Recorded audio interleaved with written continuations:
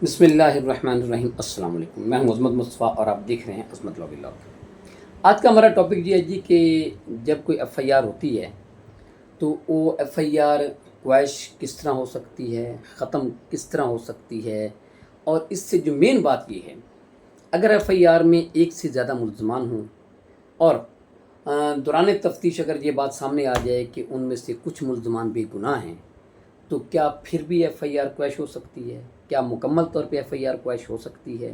ये अगर कुछ मुल्ज़मान उसमें गुनहगार हों और कुछ बेगुनाह हों, तो क्या वो बेगुनाह जो लोग हैं, वो क्वैशमेंट ऑफ एफ़आईआर के लिए हाई कोर्ट से रुजू कर सकते हैं? वो कह सकते हैं कि एफ़आईआर ख़त्म हो जाए? आज का हमारा टॉपिक है ये, क्योंकि ये लीगल वजह से जो है हमारा टॉपिक है।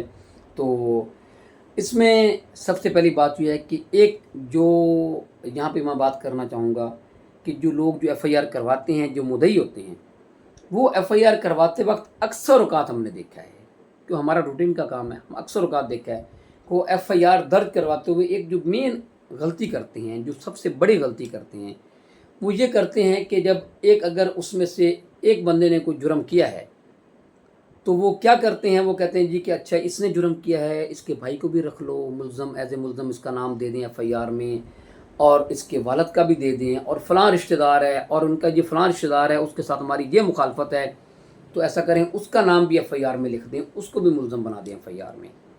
ये एक एक ऐसी गलती है कि मुद्दई को नहीं पता होता कि उसका मुकदमा गो के सच्चा होता है, उसके बावजूद भी वो अपने मुकदमे को ख़राब कर लेता है।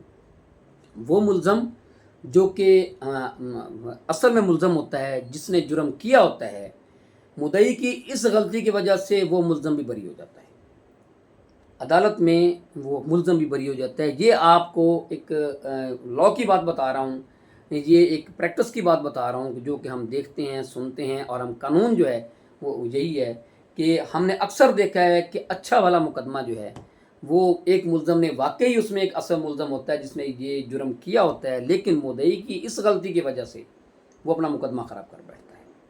ये इस व्लॉग के हवाले से ये बात, जब भी कोई मुकदमा करना हो तो मैं जो भी किसी एफ़आईआर का मुद्दई है उससे ये बात करूँगा कि हमेशा सच्ची एफ़आईआर करवाया करें।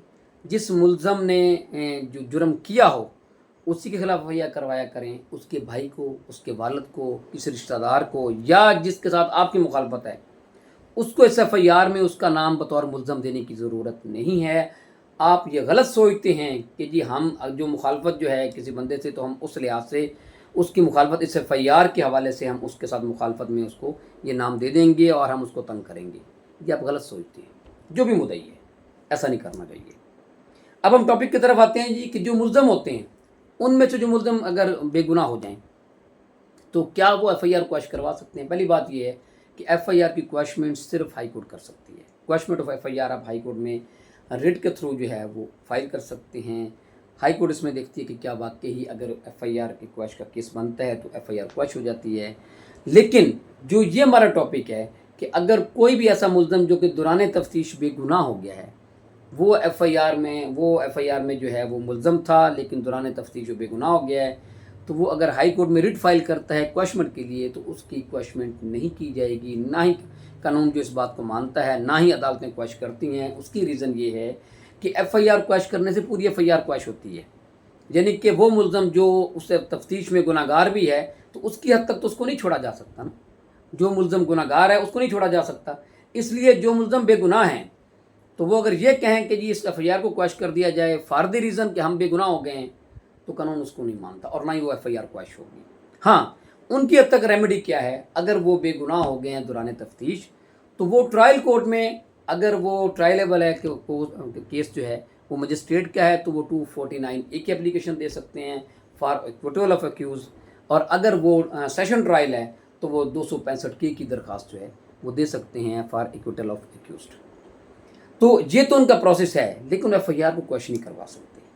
तो ये था जी, क्योंकि हम रूटीन में ये चीज़ें देखते हैं, वो मुद्दई की गलती वाली भी, और ये लोग जो है जो एफ़आईआर को क्वैश करवाने आ जाते हैं सिर्फ इस वजह से कि जी हम दौरान तफ्तीश बेगुनाह हो गए हैं, कुछ बंदे गुनाहगार हैं, कुछ बंदे बेगुनाह हैं, और हम बेगुनाह हैं, लिहाजा एफ़आईआर को क्वैश कर दिया जाए।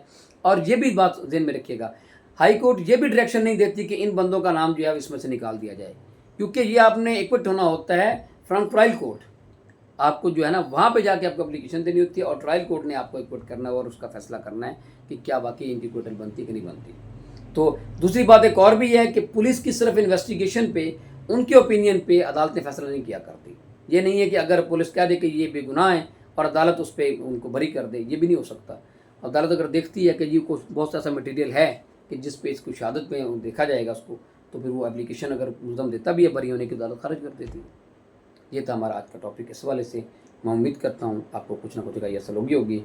इसके साथ मुझे इजाज़त दीजिए। अल्लाह हाफिज़।